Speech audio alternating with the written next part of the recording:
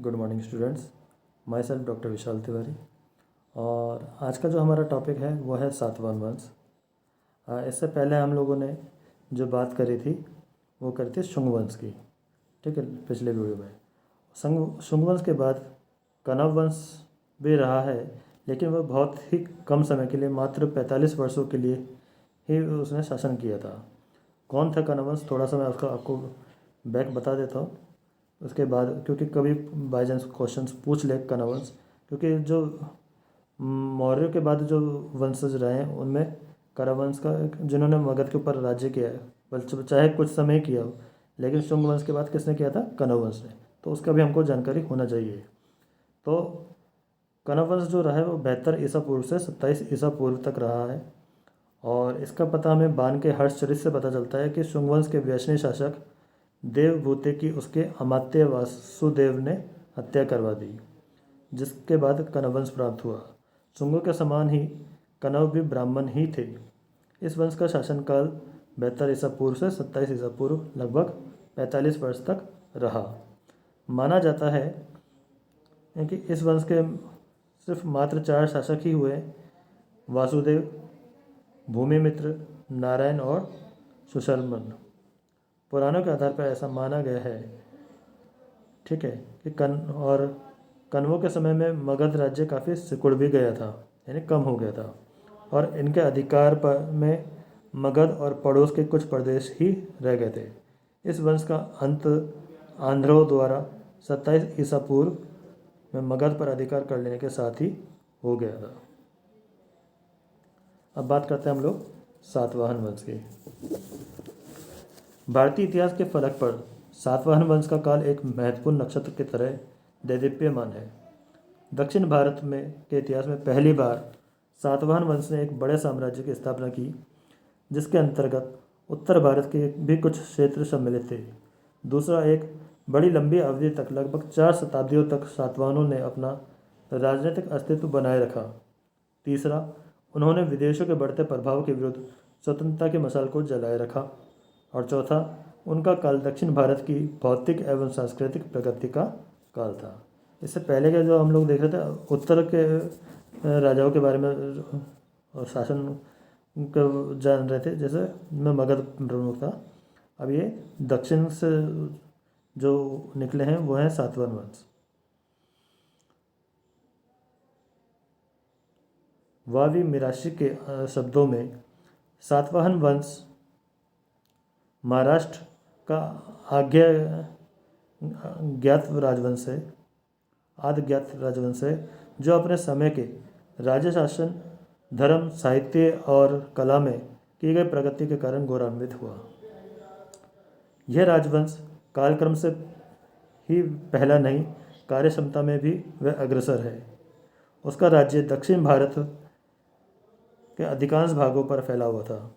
इतना ही, कुछ काल तक मध्य भारत का कुछ भाग भी उसके अधिकार में था। यह भी उसकी विशेषता है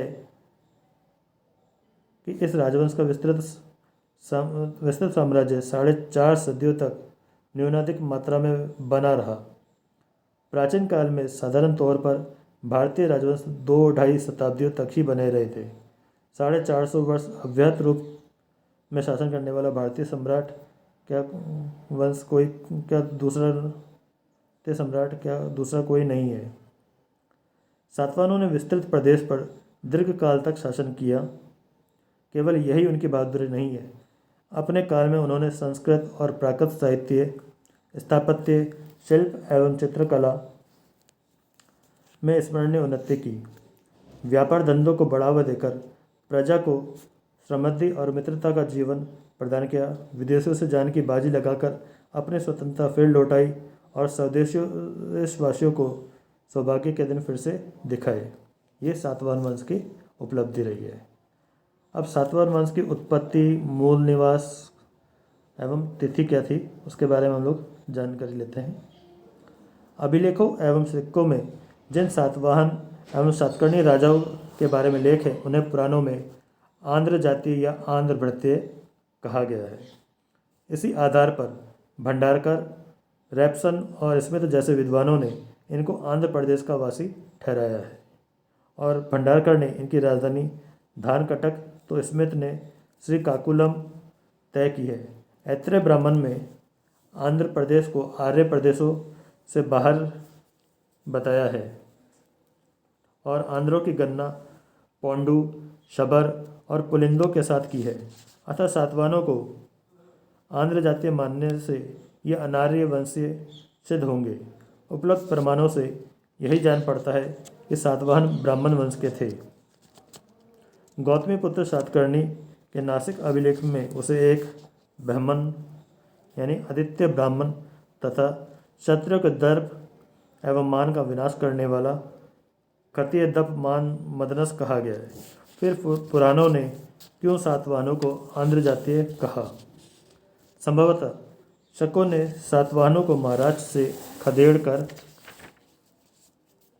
दिया और ये गोदावरी और कृष्णा के बीच के भूभाग के आंध्र भूभाग में रहने लगे और शायद आंध्र में रहने के कारण ही इन्हें आंध्र कहा गया है।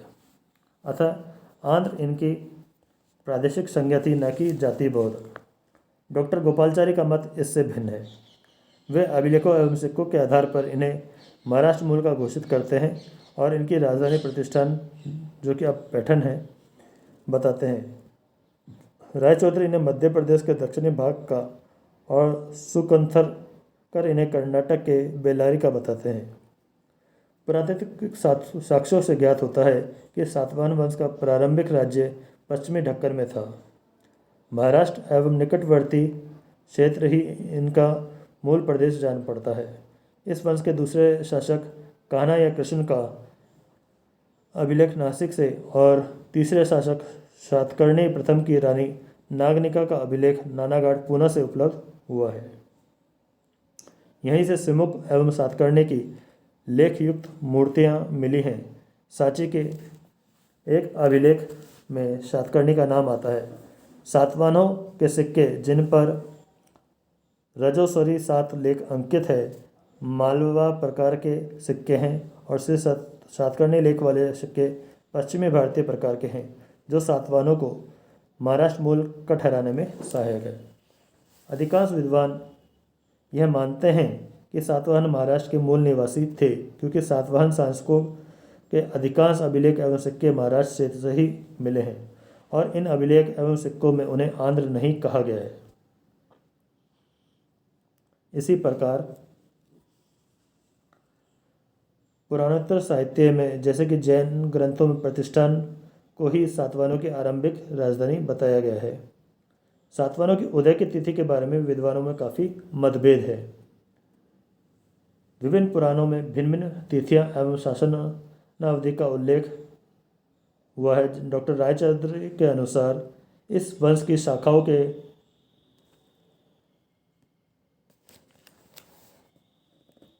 एक कारण है। रायचौधरी ने लिखा है, इस बात से इनकार नहीं किया जा सकता कि सातकर्णियों की मुख्य शाखा के अलावा गौण शाखाएं भी थी। यदि मुख्य सातकर्णी शाखा में 19 शासक थे और उनकी राज्यावधि 300 वर्ष हो, तो पौराणिक जानकारी को स्वीकार करने में कोई कठिनाई नहीं कि सिमुक का समय कण्वों के समय में अर्थात प्रथम शताब्दी ईसा पूर्व में था। वे आगे लिखते हैं, कुछ विद्वान नानाघाट अभिलेख को द्वितीय शताब्दी ईस्वी में रखते हैं, किंतु उनको बताना होगा कि 300 वर्षों के समय में सातवाहन लेखकों में कमी क्यों है। पुराणों में अंतिम कण्व शासक सुशर्मन को उखाड़कर सिमुक के शासक बनने का उल्लेख है। कण्वों का शासन लगभग 72 ईसा पूर्व में शुरू हुआ और उन्होंने कुल 45 वर्ष तक शों तक राज्य किया। इस प्रकार कण्वों की अंतिम तिथि 27 ईसा पूर्व निश्चित होती है। अतः यह संभव है लगता है कि सिमुक ने 27 ईसा पूर्व में कण्व सुशर्मन को मारकर अपना राज्य स्थापित किया था। खारवेल के हाथी गुम्फा अभिलेख में किसी सातकर्णी को पराजित करने का उल्लेख है। इस अभिलेख का समय सामान्यतः ईसा पूर्व प्रथम शताब्दी ईस्वी के अंतिम चरण में रखा जाता है। इसमें वर्णित सातकर्णी शासक का समीकरण सातवाहन वंश के तीसरे शासक सातकर्णी प्रथम से किया जाता है। माना जाता है कि सिमुक एवं सातकर्णी प्रथम के बीच अधिक समयांतर नहीं रहा था। अतः यह कहा जा सकता है कि सातवाहन वंश का उदय प्रथम शताब्दी ईसा पूर्व के उत्तरार्ध में हुआ होगा।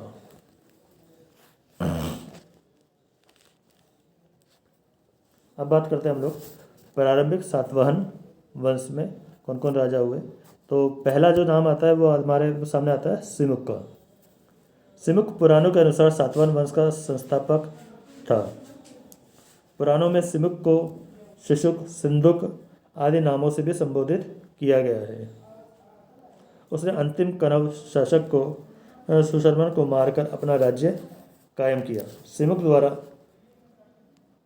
कण्वों और शुंगों के जिस प्रदेश की विजय का संकेत है वह मध्य भारत का कोई प्रदेश, संभवतः विदिशा का समीपवर्ती प्रदेश रहा होगा, जो बाद के कण्वों एवं शुंगों का प्रमुख क्षेत्र था। मगध पर इस समय सातवाहनों के अधिकार का कोई प्रमाण नहीं मिलता है। सातवाहनों का केंद्रीय राज्य दक्षिणी प्रायद्वीप में ही था।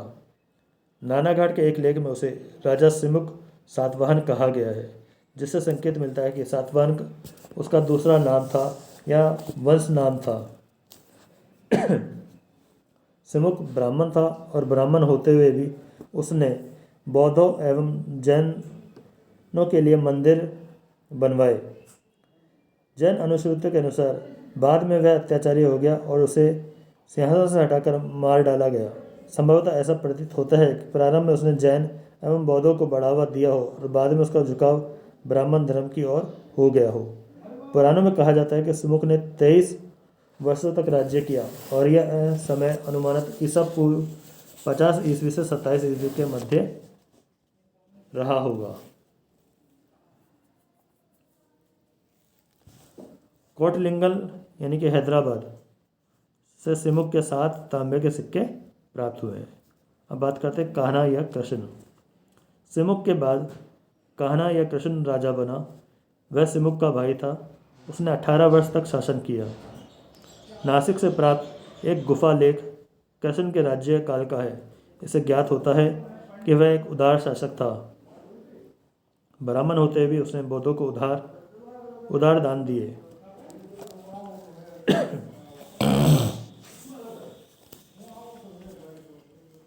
अब हम बात करते हैं सातकर्णी प्रथम। कान्हा के बाद सिमुक का पुत्र श्री सातकर्णी राजा बना। उसने 19 वर्ष तक शासन किया। नानाघाट दर्रे से प्राप्त कुछ लेख युक्त आकृतियों के आधार पर सातकर्णी को सिमुक का पुत्र कहा गया है, परंतु यह निश्चयात्मक नहीं है। नानाघाट अभिलेख जो सातकर्णी की पत्नी नागनिका द्वारा उत्कीर्ण करवाया गया था, से ज्ञात होता है कि सातकर्णी का विवाह अंग्य कुल के मराठी तृणकर्यर की पुत्री नागनिका के साथ हुआ।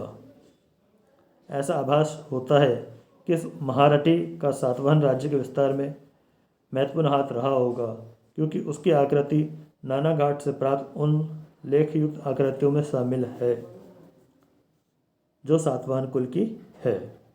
ज्ञात होता है कि सातकर्णी ने अपने राज्य की सीमाओं का विस्तार मालवा, नर्मदा नदी, दक्षिणी प्रदेश, विदर्भ, मध्य भारत, उत्तरी कोंकण, काठियावाड़ और उत्तरी ढक्कन तक कर लिया था। नागनिका के नानाघट अभिलेख के अनुसार सातकर्णी ने 2 अश्वमेध एवं 1 राजसूय यज्ञ किए और प्रभुत्व दानादि दिए।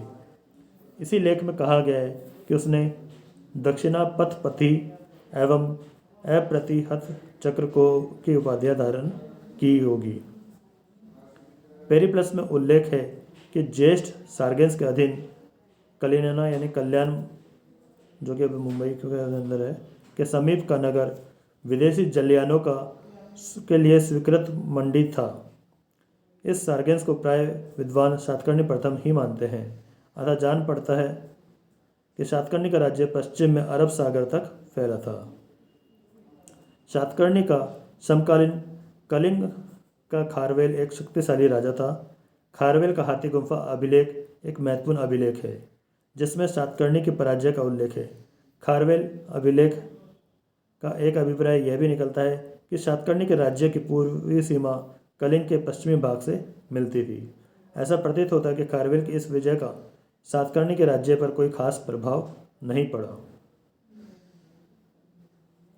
Doctor H.C. राय चौधरी के अनुसार सातकर्णी प्रथम के नेतृत्व में गोदावरी घाटी में प्रथम महान साम्राज्य का उदय हुआ, जिसकी तुलना विस्तार एवं शक्ति की दृष्टि से गंगा घाटी के शुंग राज्य या पंजाब के यूनानी राज्य से की जा सकती थी। अब बात करते हैं हम लोग रानी नागनिका। नानाघाट अभिलेख से ज्ञात होता है कि रानी नागनिका ने कुमार वेदऋषि और शक्तिश्री, जो कि सातकर्णी की मृत्यु के समय अल्पवयस्क थे, के संरक्षिका के रूप में शासन किया। पुराणों में उल्लेखित राजा शालिवाहन का पुत्र शक्ति कुमार शक्तिश्री ही है। ऐसा प्रतीत होता है कि कुमार वेदश्री की मृत्यु कुमारावस्था में ही हो गई थी। अब हम बात करते हैं अंधकार युग की।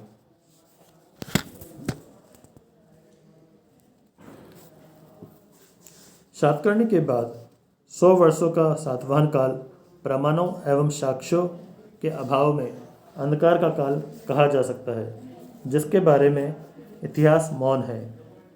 सीमावर्ती क्षेत्रों में वंश की उपशाखाओं ने राज्य स्थापित किए, जिससे सातवाहन राज्य की एकता खंडित हो गई। पौराणिक विवरणों में सातकर्णी एवं गौतमीपुत्र सातकर्णी के बीच 10, 12, 13, 14 अथवा 19 राजाओं के नाम मिलते हैं।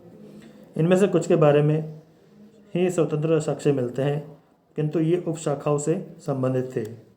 आपिलक मध्य प्रदेश की उपशाखा का था। कुंतल सातकर्णी और हाल कुंतल में स्थापित शाखा से, जो कि कर्नाटक में थी, से संबंधित थे। इसी दौरान पश्चिम में शकों का सहरात वंश शक्तिशाली हो गया था और उन्होंने सातवाहनों को महाराष्ट्र से खदेड़ दिया। प्रथम सदी का अंतिम खंड सातवाहन राजवंश के पराभव का काल था।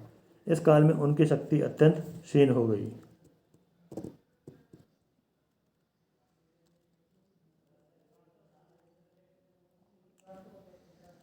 राजा हाल, ये अंधकार में जगमगाता दीपक था।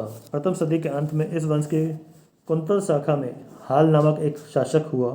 हालांकि उसकी किसी राजनीतिक उपलब्धि के बारे में कोई जानकारी नहीं है, परंतु भारतीय साहित्यिक इतिहास में उसका स्थान सुरक्षित है। वह एक विद्वान और साहित्य प्रेमी शासक था। हाल की कृति गाथा सप्तशती नामक काव्य ग्रंथ है। इसमें प्रेम, प्रणय, नीति, धर्म एवं दर्शन जैसे विभिन्न विषयों पर श्लोक लिखे हैं। यह प्राकृत भाषा में लिखा गया है। एक अनुश्रुति के अनुसार इस ग्रंथ के सभी श्लोक राजा ने स्वयं नहीं अपितु कवियों से धन खर्च करके लिखवाए थे। जो भी हो, इसमें उसका साहित्यिक प्रेम ही झलकता है। तो इस तरह से इतिहास में राजा हाल का नाम भी है, जो कि अंधकार युग का, सातवाहन वंश का अंधकार युग का राजा था। इसके बाद हम लोग बात करेंगे सातवाहन वंश के कुछ प्रमुख राजाओं के, जिसमें से प्रमुख है गौतमीपुत्र सातकर्णी।